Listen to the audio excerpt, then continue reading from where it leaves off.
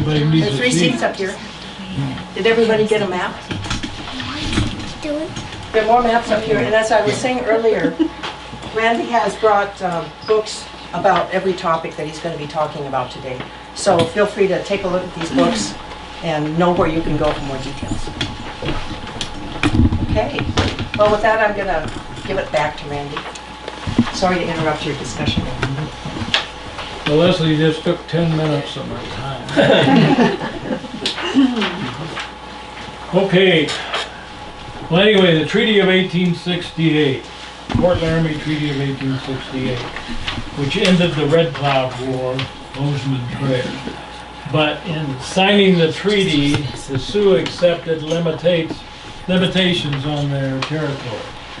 And what was formed was the Great Sioux Reservation, which was the western half of South Dakota, which included the Black Hills. Also, as a result of the treaty, I'm probably blocking half No. the people. It's your mother. We have these agencies were established. Initially, Red Cloud agent, actually Red Cloud thought he'd get his annuities, that is food and clothing and other essentials, at Fort Laramie. But they told him, now it's too close to too many whites. So they moved him down here 30 miles along the North Platte River, just on the outside of the Nebraska-Wyoming border. But anyway, that was in 1871, and then they were trying to get them up here in the Great Sioux Reservation. But in 1873, they moved up to the White River here, and a year later, that's Red Cloud Agency for the Ogallala Sioux. These are divisions of the Sioux tribe. I say Sioux, also Lakota, if you want to be proper. And then a year later, Spotted Tail Agency was established 43 miles northeast of Red Cloud. And that leader there was Spotted Tail, of course. And he led the Brule Sioux, another division of the Lakota Sioux. Anyway, that's the basic layout to start. Here's a picture of Red Cloud Agency in 1876. A little hard to see, but you have the people lined up to get their annuities from the bastion here. And it's one of two-story buildings at Red Cloud Agency. And here, again, here's a line drawing of the agency, plat drawing, with 200 feet by 400 feet. The annuities were distributed out of the bastion down here in this corner. Storage area, offices, mess hall, school for Indian children. One of the purposes of the agency was to educate the Indians to become white people. Blacksmith shop, carpenter shop, stables here. This is the critter part of the agency, and this is the human part. Anyway, it was walled complex when it was completed. Here's a better picture of Frank Leslie's illustrated image of the not only Sioux but Northern Cheyenne and Arapaho originally getting their annuities from the bastion here. This is actually a private trading post on the one side there. And then John J. Saville, I keep him in mind, he was an employee of the Department of Interior, actually a private government employee. But during this time, the churches imposed upon President Grant. They told Grant, we can do a better job than the military in treating the Indians. And so, according to Grant's peace policy, they began to select the agents. And Saville was selected as the agent by the Ecumenical Church. The problem with this is, and Seville, by the way, was a doctor professionally. The problem with this is that Seville had no experience with Indian. And he was appointed the Red Cloud Agency, probably the most volatile agency in the country. So right off, he was going to have problems.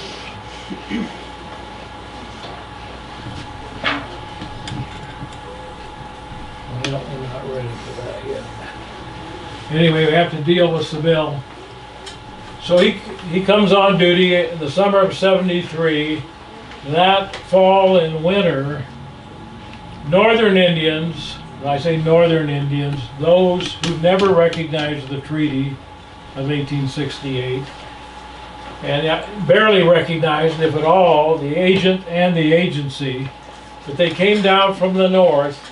Now there were already agency Indians here under Red Cloud and others. Came down from the north and expected to be fed. Winter is a hard time for Indian people. Seville, having defeated all these people, had to go out and count heads. Well, they didn't like that. I don't know why, exactly why, but I think they sought to inflate their numbers so they get more food. In any case, when he went out, some of the Northerners actually captured him and took him back to Red Cloud Agency, and were going to try him. Exactly what they were going to do with him after they found him guilty, I'm not sure. But Red Cloud and Little Loon, some of the agency chiefs freed him, and Seville was able to get his count. But this is just the start. On February 6th, 1874, warriors and painted up rode into the agency before it was completed and shot the place up. All the white employees ran into the buildings and hid. The warriors proceeded to shoot out all the windows in the place and then left. 3 days later, while Seville went up to the Spotted Tail Agency to see the agent up there, a warrior climbed over the wall of the agency, knocked on the agent's door. This man's 19-year-old nephew, Frank Appleton, opened the door, and the warrior shot him and then fled. He died within an hour or two. On the same day, this is February 9th, 1874, same day, north of Fort Laramie, Lieutenant Levi Robinson, while leading a woodcutting detail, was killed by Indian warriors, believed to have come from Red Cloud Agency. So this double killing on the same day prompted Seville to call for help from the Army.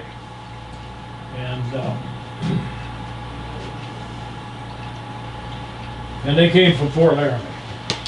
Actually, they gathered troops. They came from Fort Laramie. About almost 1,000 men came up here to Red Cloud Agency, about half of them, and began to build Camp Robinson. They called it camp back then. When a post became more permanent, then they called it a fort. Camp Robinson, half of the troops, and the other half went over here to Spotted Tail Agency and set up Camp Sheridan. Robinson was built about 1.5 miles from the Red Cloud Agency.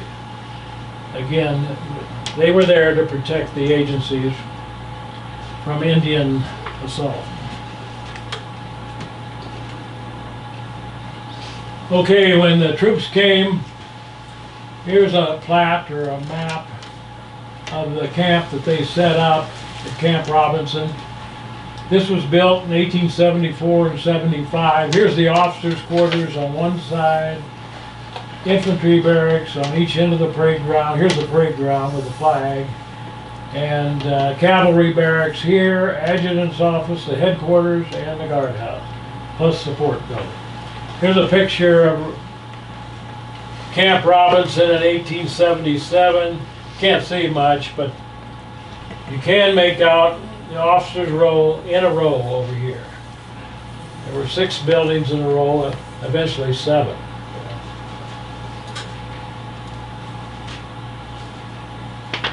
Okay, here they are today. These same officers' quarters There's 5 of them here, and then the corner of the porch of the commanding officer's quarters. These are like duplexes. One officer's family to each side of the building. If the officers were single, more than one would share a side of the building. These are the oldest buildings on site today in Fort Robinson. They were built in 1874, completed in 1875.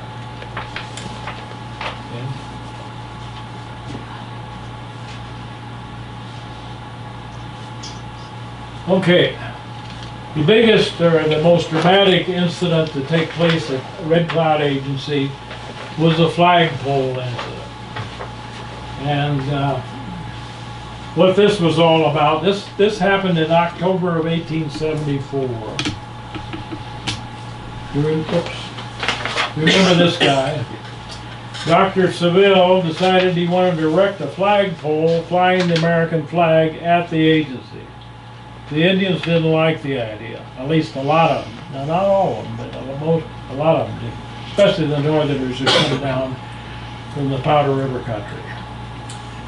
In any case, Seville sent his workers out to the wood cutting detail, brought the poles back to the agency, and within a few days, about 200 warriors, all painted up, walked into the agency and tried to carry the poles out. Apparently they were too heavy, although I can't imagine 200 warriors coming in. Anyway, they got an axe and started to chop them up.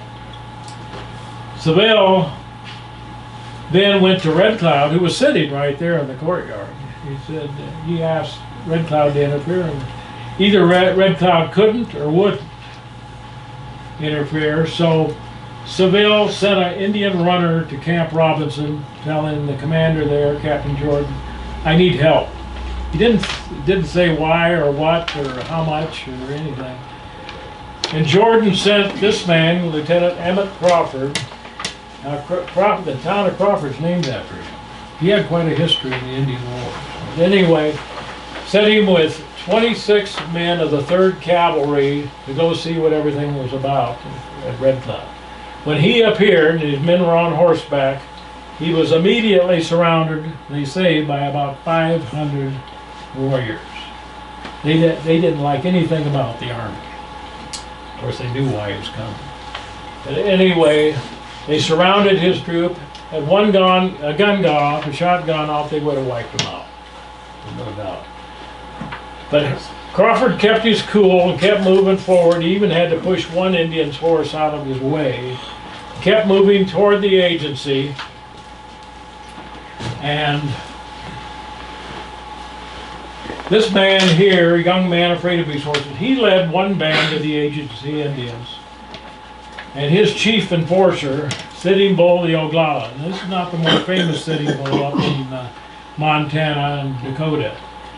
But this man played a prominent part down here in Red Cloud Agency. Anyway, Man Afraid and Sitting Bull, with their agency warriors, moved in between the troops and the Northerners and escorted them in to Red Cloud Agency. And then Seville shut the gates, but the Northerners then threatened to burn the place down. And they were serious about it. But the Oglala Sitting Bull and his agency warriors turned on him, and there was a big brawl right out in front of the gate. They were beating on each other. They're on horseback. They're beating on each other with clubs, war clubs, whips, gun butts. And eventually, Sitting Bull was able to force them to back off. They also had the support of the agency chiefs who were haranguing the Northerners to back off. The Northerners were so disgusted that they would support the agent over them that they left the next day and went back up to the Powder River country. Realized Sitting Bull and Crazy Horse and those people are up there never recognized the agency at all. They occupied what they called forgot.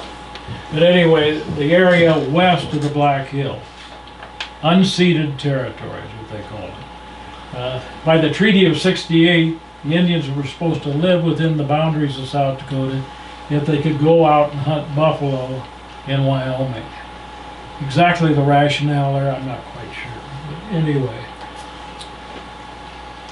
So that's, and after this, Seville actually, believing that the army couldn't protect him, he went and armed and hired Sitting Bull and his warriors to protect the agent. Okay. Here's Sitting Bull's war club. Supposedly, this is the actual club he used. It's supposed to be about 5 feet long, and he was swinging it back, knocking people off their horses. Amazingly, nobody was killed. One warrior had his skull split, but other than that, no more. This is a winter count. Usually, the Sioux would draw an image of the most important incident that took place during that year. And the flagpole incident made it in the drawings here. Here's it shows an axe in the pole, American flag, and this building represents the agency.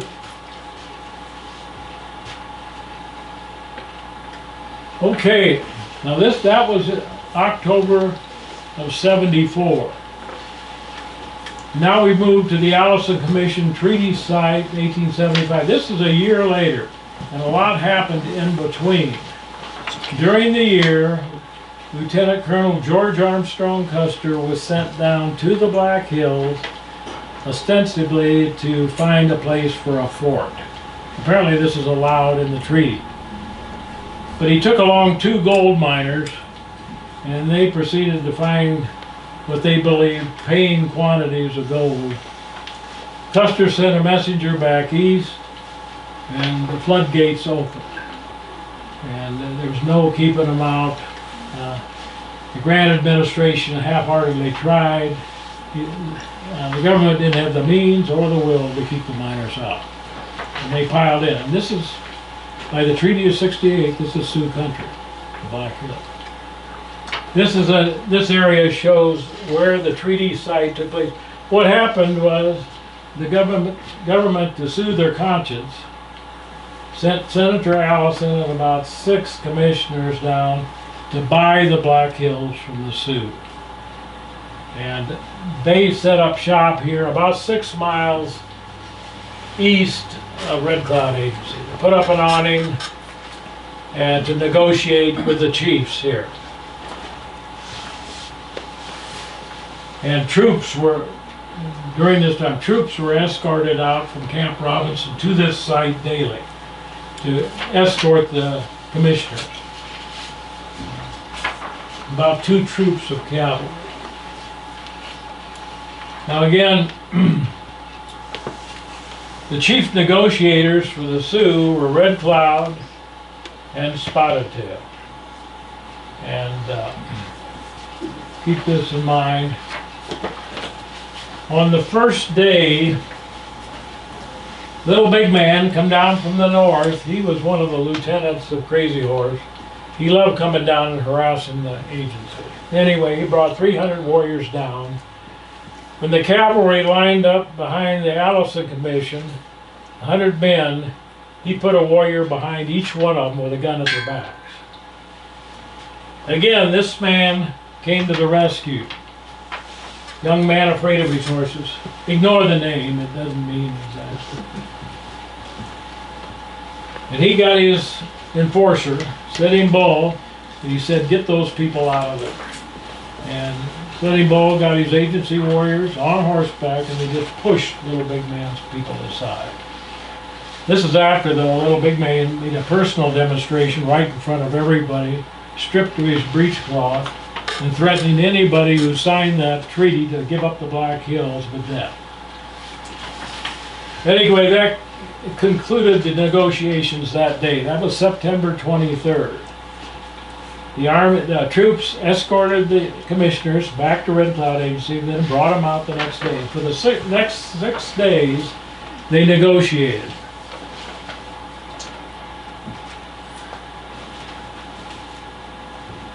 Allison and his commission offered the Sioux $6 million for the Black Hills. And Spotted Tail and Red Cloud said, well, that's fine, but we want more than that. We're gonna lose the hills anyway, and they realized that. So not only $6 million, but we want you to subsist or provide rations and clothing and all. In other words, annuities for 7 generations to come. And, or at least as long as our people last. If they could see down the line, they may not.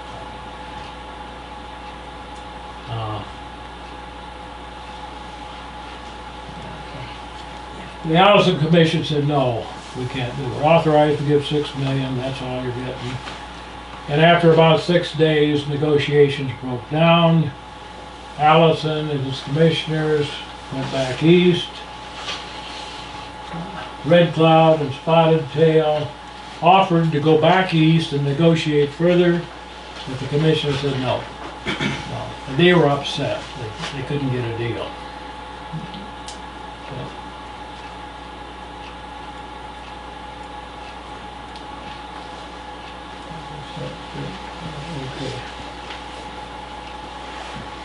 Commissioner said no, so they went back and told their superiors, the Secretary of War, Secretary of Interior, President Grant, the only way to deal with these people is by force. Grant called his cabinet together and the chief officers, and they decided to give the Indians an ultimatum. These were the people in the unceded territory outside of the agency.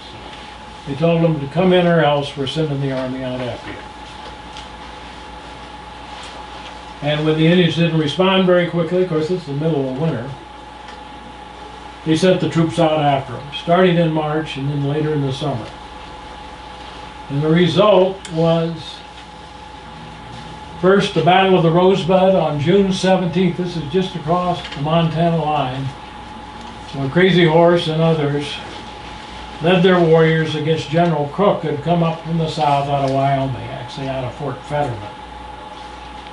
And in a 6-hour-long battle, even though the Indians left the field, Crook decided he'd had enough. Now there's more to this, and he went back to his base camp and camped at Goose Creek and waited for reinforcements. So he was essentially taken out of the equation. And Crazy Horse made his reputation, big reputation, not only with the Indians, but with the whites here. And 8 days later, you had the Battle of Little Bighorn. Again, Crazy Horse played a prominent role. This is where Colonel George Armstrong Custer attacked Sitting Bull's village. The Indians responded. This shows Crazy Horse attacking the troops. Custer lost, actually, if you include all the wounded, he lost more than half of the 7th Cavalry. He lost all 5 companies with him, another 50 killed and another 50 wounded.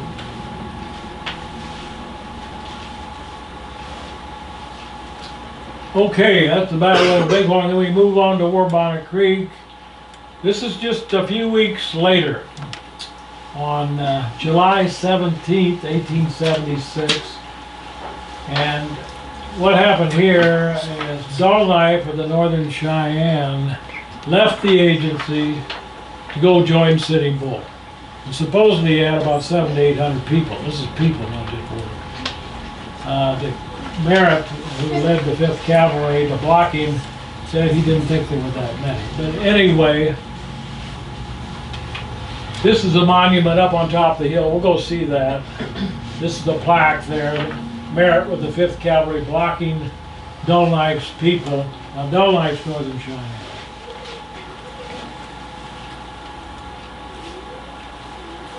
And what happened here is Buffalo Bill Cody. He was a scout for the Army. He led about 6 or 7 men out front, and the rest of the troops were hidden down in the creek bed. And he jumped the lead warriors. In an exchange of gunfire, he killed one of the Northern Cheyenne warriors, Yellow Hair. And he didn't have yellow hair, he had a scalp that was yellow. So probably a white person. Anyway, Cody shot him after an exchange of gunfire, and went forward, scalped him, and raised the war bonnet in the air and cried, "First scalp for Custer." And as the troops rode past him, chasing the Indians all the way back to Red Cloud Agency, 30 miles back. This is the first success the Army had during the summer of 1876. Here's the monument, the Cody Monument, which is down below that tall monument, showing the site where Cody shot Yellowhair. And this is a plaque. We'll see that on the tour.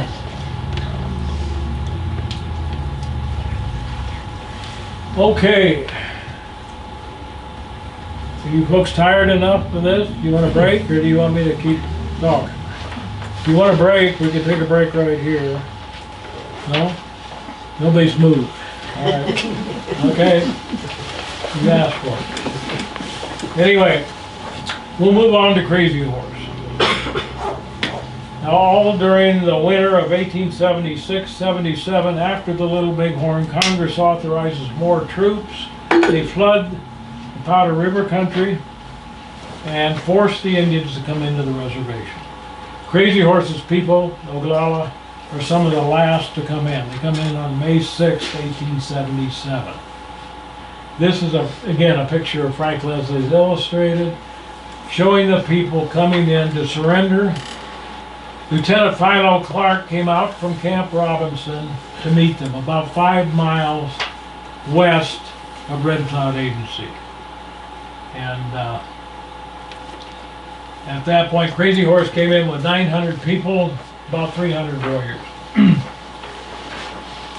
And they negotiated the surrender there. The Crazy Horse people gave up their horses and their guns, and essentially accepted government control.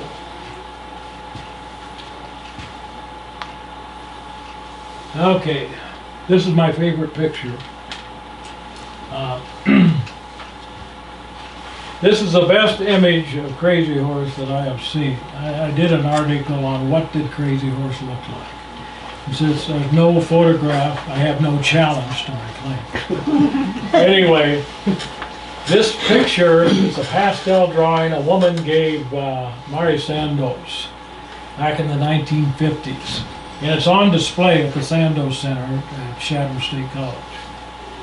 But anyway, there's been a number of drawings, even on the postage stamp, U.S. postage stamp. Looked nothing like it.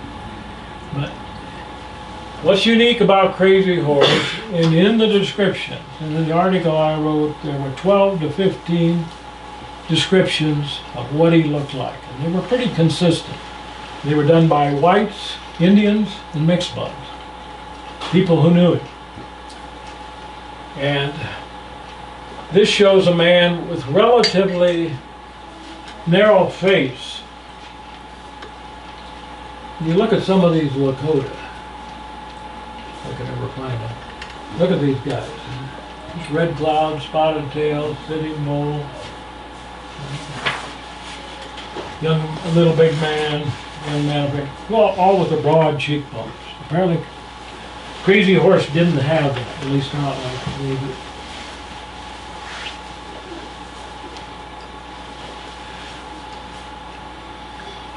Also, he had, it was reported he had light-colored skin, light-colored hair, and a distinguishing mark below, and you can't see it real well here, but if you go look at the original painting, distinguishing mark below and to the left of his left nostril.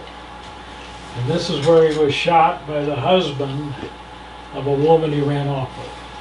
This was 6 years before the Battle of the Big Horn. Anyway, Captain Burke, who was there when the surrender took place, commented that on the distinguishing mark there, and he said it made, you don't see it really here, but he said he made Crazy Horse's left side of his mouth droop and gave him the appearance of a sneer. Okay. What Crazy Horse was coming into, and you saw this picture before, but Red Cloud Annuities, 1876, actually, this picture. they were giving up the old buffalo hunting way of life. The buffalo were on their way out, but they went out a lot faster when the Indians weren't there to protect the area. White hide hunters went in and blew them all away in about 4 or 5 years. But anyway, this is what they were coming in. Total dependency on the government to feed them, clothe them, provide other necessities.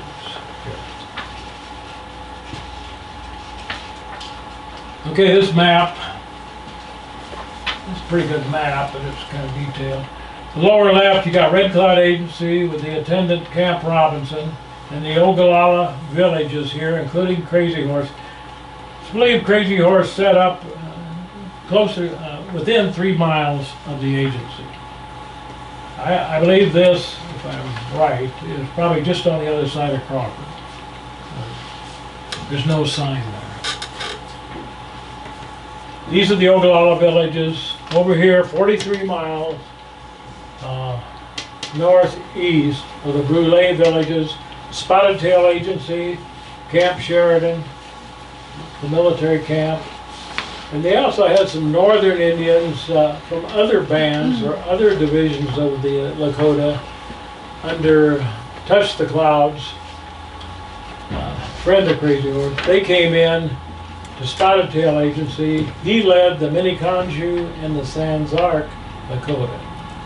Well, anyway, this is the White River.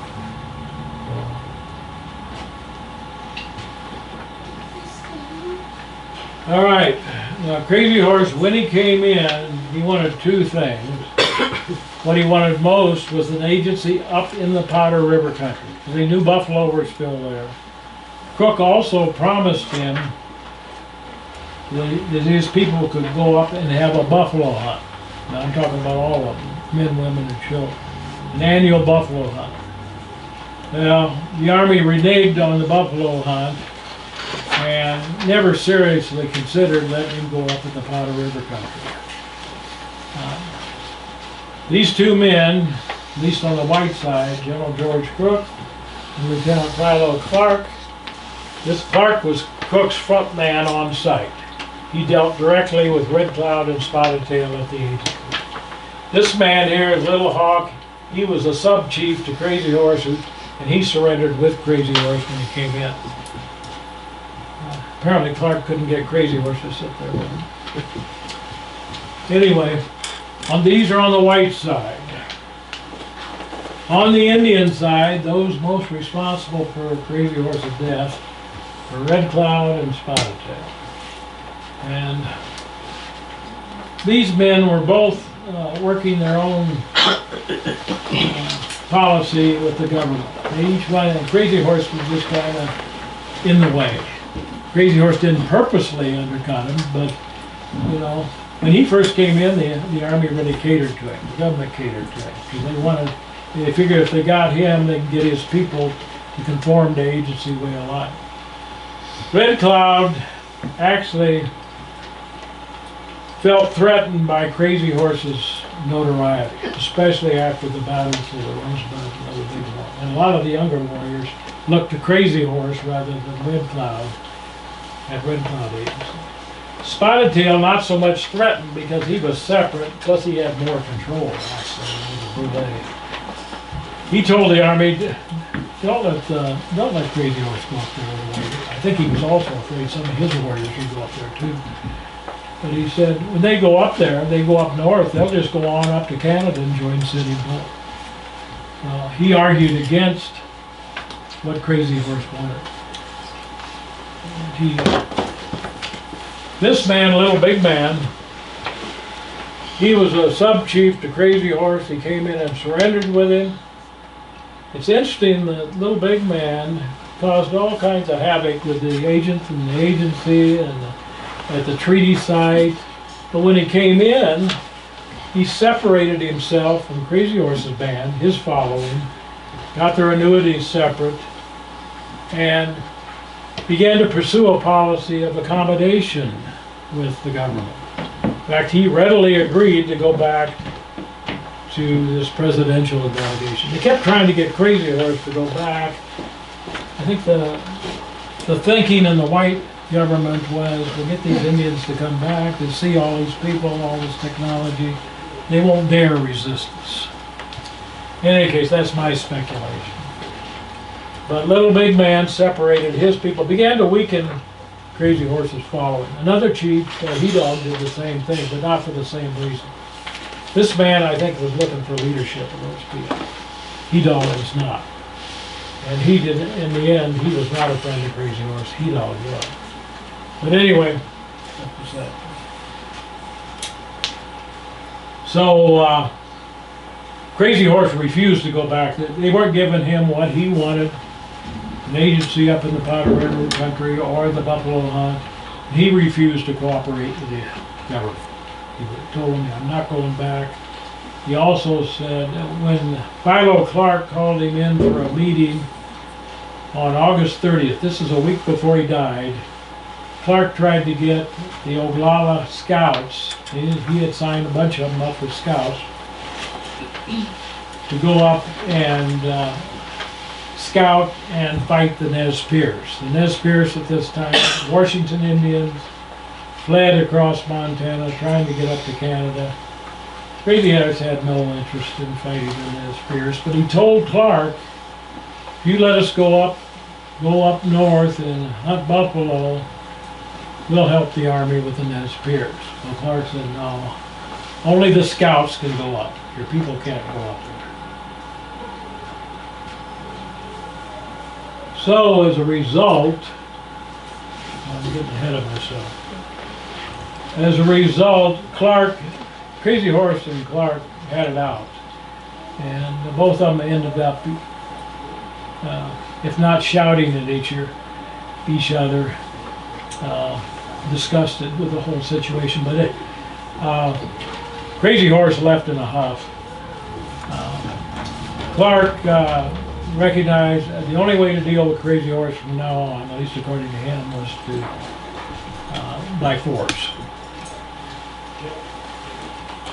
So as a result, he advises General Crook to use force against Crazy Horse. Crook orders the arrest of Crazy Horse. The troops and the agency Indians move on Crazy Horse's village. Crazy Horse flees to Spotted Tail Agency 43 miles away. The Spotted Tail agent, a man by the name of Lieutenant Jesse Lee, talks him into going back to Red Cloud Agency. He said, I'll get you an audience with the commanding officer, Lieutenant Colonel Luther Bradley. Now Crook has moved on. He was here for a bit, but he's moved on to deal with the Nez Perce. When Crazy Horse come back with Lee to Red Cloud Agency and to Camp Robinson, actually, Bradley refuses to meet with Crazy Horse. He said, my orders are to put him in the guardhouse. There's orders from Crook. Lee's caught in the middle. Lee knew nothing about this. So he has to walk back over the parade ground and tell Crazy Horse, well, you got to stay overnight. He didn't tell him anything. So Crazy Horse is led by the officer of the day. It was actually Captain Kennington. And Little Big Man, trying to show his part here, jumps in on the other side. They lead Crazy Horse over to the guardhouse. It's only about 30 feet from the adjutant's office. And they attempt to put Crazy Horse in the cells. Crazy Horse sees what's happening, pulls a knife. Little Big Man jumps on his back. They wrestle outside of the guardhouse. The officer, Kennington, Captain Kennington, orders a private to bayonet Crazy Horse. He was standing there with a fixed bayonet, privately. Which he does. Crazy Horse goes down. Post Surgeon McGillicuddy, Valentine McGillicuddy, comes running over, can see Crazy Horse is probably mortally wounded. Indian warriors then pick Crazy Horse up and take him over to the adjutant's office. Here we're talking, these are rebuilt buildings on site. Here's the adjutant's office, here's the guardhouse. Crazy Horse was bayoneted in front of the guardhouse and died in the adjutant's office. He lived for another 6 hours or so. McGillicuddy administered morphine, but eventually he died just before midnight on September 5th, 1876. This building does not figure. This is the cavalry barracks. But these are reconstructions today. Here's another picture showing the guardhouse and the adjutant's office. Again, the adjutant's office. Crazy Horse died in the right-hand side, right room. Again, he was bayoneted right out in front here, the guardhouse. They're right next to each other. Okay, that's Crazy Horse. Now we're going to the Cheyenne Breakout, 1879. This is the last of the sites that we'll be dealing with. The leaders of the Northern Cheyenne are Little Wolf and Dunlap, and they were allies of the Sioux during all this fighting, and Battle of the Bighorn, Battle of Rosebud. And what took place here in the summer of '77, the government is very good at that. They try to squish all the Indians in one spot so they can feed them all easily. They don't care what the Indians want, they care what they want. Anyway, 900 Northern Cheyenne were brought all the way down here from their homeland, from Montana, all the way down here to Indian Territory. That's Oklahoma today, the Darlington Agency. They figured, you know, if the Southern Cheyenne can live there, the Northern Cheyenne should be able to too. Trouble is, Southern Cheyenne were used to a different climate, and they had settled in here. Northern Cheyenne were way up here. And when they came down, a lot of them died, more humid down there, and a very unhealthful climate for them anyway. And finally, after about a year, on September 9th and 10th of 1878, they told the agent, we're leaving. And about that night they did. And they retreated. Of course, the government couldn't allow this, so they had sent troops after them. And they had several fights, but the Cheyenne were able to hold them off. And they retreated all the way up here to northwestern Kansas. And they killed about 40 settlers there, 40 white settlers. They kept moving up into Nebraska, across the North Platte, and just across the North Platte, Little Wolf and Dull Knife decided to split. Each took about half of their people. Little Wolf went up into the sand hills. Dull Knife continued to go toward where he thought Red Cloud Agency was, but during the time he was down here, Red Cloud Agency had been moved to Pine Ridge. He didn't know them. But as he moved, he had about 149 people. They were captured short of Camp Robinson and taken to Camp Robinson and housed in an empty cavalry barracks. Here's that barracks today. This has been rebuilt about 2003. Here's a plat showing the buildings at Camp Robinson: officers' quarters, infantry barracks, cavalry barracks, adjutant's office, guardhouse. Anyway, they were kept there for more than 2 months, waiting for the government to decide whether they're going to send them back or not.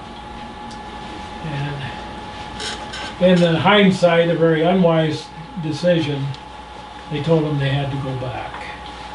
Well, the Cheyenne said, we're not going back. You can kill us, but we're not going back. So what happened? The commanding officer there, a man by the name of Colonel Wessels, took all their water, wood, and food away from them. They put up with this for just a few days before they busted out. They busted out of these windows and out of the door and some of the windows here and ran for the White River. And remember, they had to be desperate for water. Here's the maps. Here's the infantry barracks. The Cheyenne ran toward the river. They crossed a bridge here, the White River.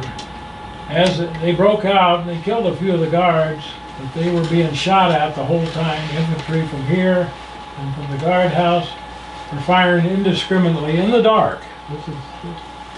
They left on 10 p.m. And about 28, 29 Cheyenne people were killed in the initial breakout. Anyway, across the river and then came back across the White and up to the bluffs. And for 13 days, the commanding officer, he would send troops up to, he kept people there to keep them there, but he sent troops up to try to capture the rest. The Cheyenne fought them off. As long as they were up in the bluffs, they were able to hold the army off. It's amazing because they didn't have much in the way of guns or ammunition. And eventually, after 13 days, they decide that we'll make a run for Pine Ridge. This is Red Cloud's people, and seek refuge with them. Well, when they did that, they went out in the open, and that's where the army surrounded them, killed a lot of them, and captured what was left. All the men were killed that were left here anyway, and a number of women and children were killed and wounded. Those that survived were taken back to the barracks at Fort Robinson. Now what happened then, Red Cloud, he asked the government if he could take the women and children over to Pine Ridge, and that was allowed. Actually, in this whole fight, over 13 days, 64 out of 149 Cheyenne were killed. Women and children were allowed to go back to Pine Ridge. The Oglala had always been close to the Northern Cheyenne. It's kind of interesting because they spoke totally different languages. They were allowed to go. The men that were left, there were about 7 of them that were either captured before the breakout or during the breakout, were sent down to Kansas to be tried. And it's interesting enough, public sympathy shifted toward the Northern Cheyenne now after all of this. And also, I think the warriors there said, well, all those that killed the whites are with Little Wolf. Of course, they naturally say that. And so they let them off. They did send them back down to Darlington Agency. Back down here to Darlington. And but eventually they were allowed to come back up to Pine Ridge where their families were, or what was left of them. Pine Ridge, southern South Dakota. Now Little Wolf, interestingly enough, he hid out during the winter of 78, 79 in the Sandhills, then made his way all the way up to Fort Keogh. And when he got up there, that's in Montana, on the Yellowstone River, and his warriors volunteered to be scouts for the army. So they let him stay. He didn't suffer all of what Dull life. And 5 years later, the Northern Cheyenne Indian Reservation is created in southeast Montana. And eventually, Dull Knife's people, those who want to, including Dull Knife himself, go on up to their reservation. Some of them stayed. There was a lot of intermarriage, a lot of social interaction. Some of them chose to stay with the Oglala at Red Cloud. Actually, it's called Pine Ridge Agency now. So that's it.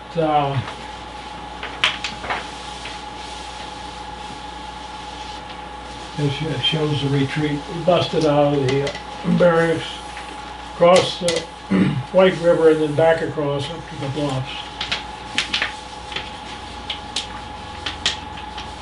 These are pictures by Frank Leslie Illustrated, kind of accurate. Before they broke out, the Indian women had hidden guns, and they broke them apart, hid them in their dress. And when they surrendered, and their guns were hidden under the floorboards. So this shows them getting the guns back and putting them together before they bust out.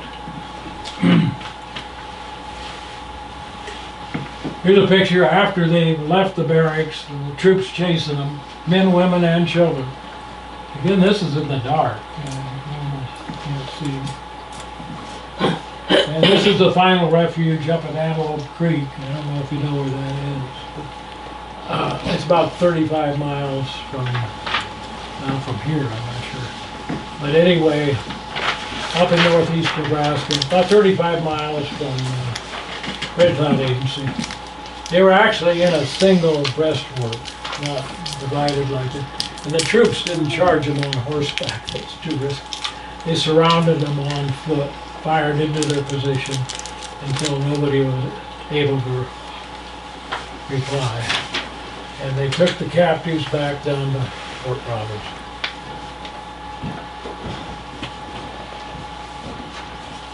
You'll see these on the tour. Here's a sign by the State Historical Society of Nebraska.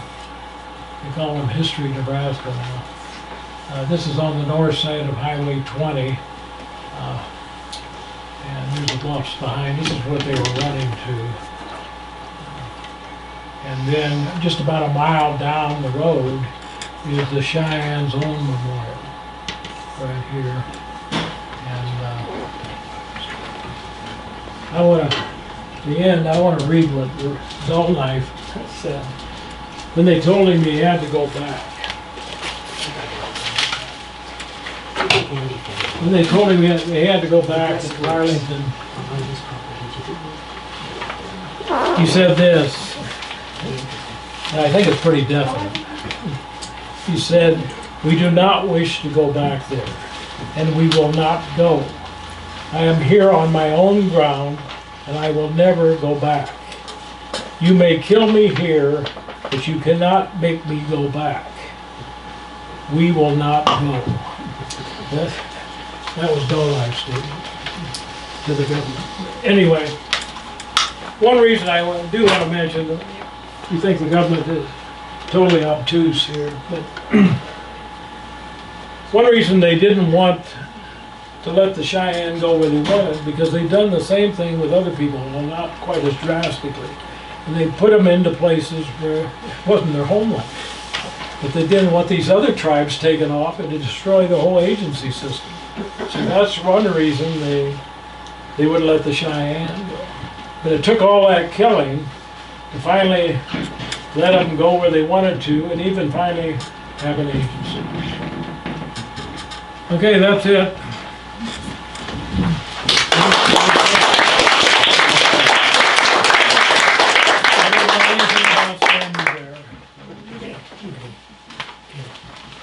Anything else?